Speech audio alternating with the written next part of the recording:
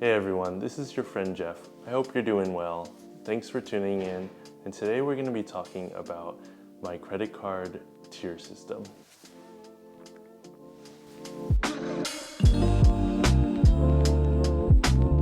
Today we're going to be talking about something I'm very passionate about, and that is cashback credit cards. So this is something that I mentioned in my lightweight and minimal EDC, which I will link up here. For 2021, my card tier system has gotten me around $1,600 in cash back from little to no work. So if you'd like to find out how to maximize cash back and how I did it, stick to the end of the video. So just like my lightweight and minimal EDC is broken into two parts, the same is true for my credit card tier system. I have my staple cards here, which never leave my wallet, so I always have them in physical form, and these kind of cover all my bases. And then the other category is kind of the conditional and category specific cards, and a lot of the times these will live in my digital wallets. So my staple cards are made up of a Visa, a Mastercard, and an American Express card. The most used card, I guess, it would definitely have to be the PayPal Mastercard. This is a 2% cash back on every single purchase, no matter how small or how large. And this is one of the highest earning cards because a lot of these cards get 1% cash back on everything, but this one gets 2% cash back on everything. So no matter what purchase it is, the minimum that I'm getting back is 2%, which is awesome. I've gotten $462.49 as of today from cashback using this card. I love that one. The next one is more lifestyle specific. So this one is the American Express Gold card. This one really fits my family because we have a family of 4, and every time we go out to eat and buy groceries, it's a sizable bill. So this gets 4 points per dollar on groceries and eating out. So it really fits our lifestyle. The third card is the PNC Cash Rewards Visa. It's a bit of a sleeper card. Not many people know about it. What I love about this card is it gets 4% cash back on gas. It gets 3% cash back on dining. So when a restaurant doesn't take the American Express card, this is my fallback because everywhere takes Visa. And then this gets 2% on groceries, but I don't need to worry about it because I have this.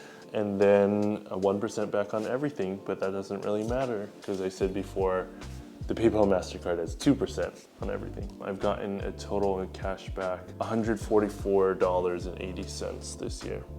So moving on to the category specific or conditional cards, we have the most passive one for us, which is the Amazon Prime Visa card.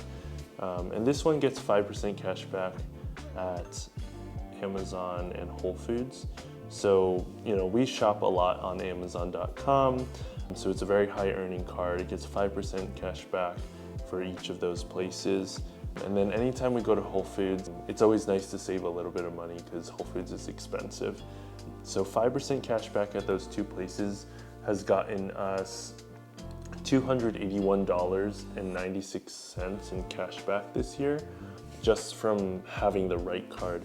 And I almost never have this card in my wallet. I can always have it ready here, and then we just have it added to Amazon. So it's basically working for us in the background. The second and third cards are rotating category cards. So the first one is the Discover It card. This gets 5% cash back in different rotating categories, and that's the same with the Chase Freedom here. And these are really great because if you max out the quarters for each of them, you get a max of $300 cash back for each of the cards. So a total of $600 there. they give really usable categories. If you don't have the Prime Visa, there's at least one quarter, which is near the holiday season, that gets Amazon.com, Walmart, Target. And then in the summertime, they almost always have a restaurant category, which I max out. So 5% back at restaurants. And then they always have a quarter for groceries. So we always max that out as well. And sometimes they have PayPal or digital wallet. So basically 5% cash back on everything for that quarter if you can find a way to check out with PayPal or you use your digital wallet. And that's also why I'm a huge proponent of digital wallets, because these category specific cards like this one and the Chase Freedom card, they usually do have some sort of category where they really take advantage of the digital wallet. The last one is the American Express Platinum, which is a premium card. I'll just say flat out, it's not for everyone, and the high annual fee definitely deters people off if they don't know how to really maximize the cashback. But I've found that this has been one of my highest earning cards this year. We've taken advantage of the credits and also added the offers that are offered to us for purchases that we're already gonna make. So they just have a lot of these cashback offers that we've taken advantage of. So that's been a huge game changer, honestly. And the more and more that I'm intentional with looking for these offers, the more justified it seems to keep this card. Like, there's an offer that we just added the other day, which is spend $30 at Chevron gas, get $5 back. So these things that you just take a little bit of time to do, to check each month, add them to your card, can end up saving you a lot of money in the long run. And maybe takes 20 seconds to open up the app, navigate to the offers tab.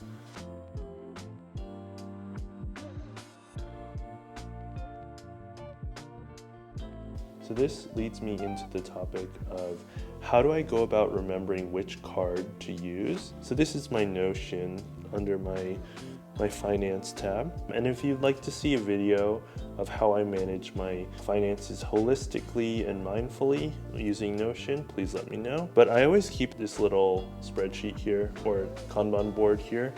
I named it, which credit cards should I be using in 2021?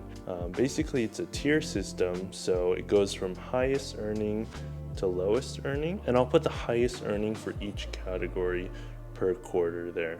So you see for every single quarter, my lowest earning is 2% for everything. But yeah, this basically helps me remember each time I make a purchase. If I forget, I just quickly go to Notion and I just pull this up. So I have this page on Notion as well called Credit Card Value.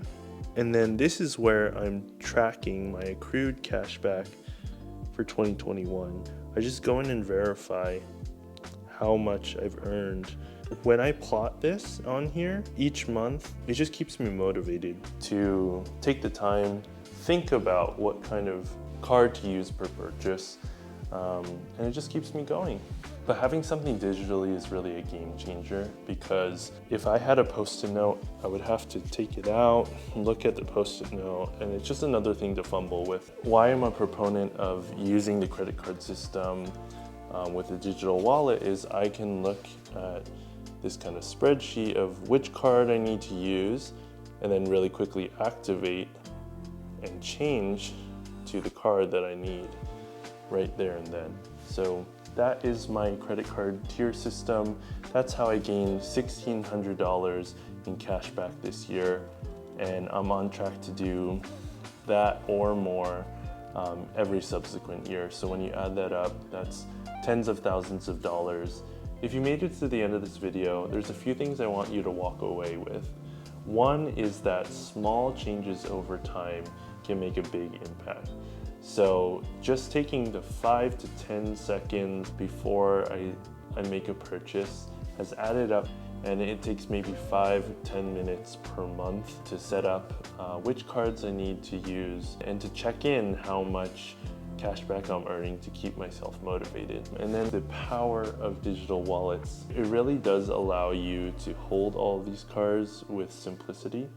And it allows you to seamlessly transfer from your digital post-it note essentially into the wallet. And then if you happen to not want to do this and you found out that there's only one card that you really would like to have, that's the PayPal Mastercard.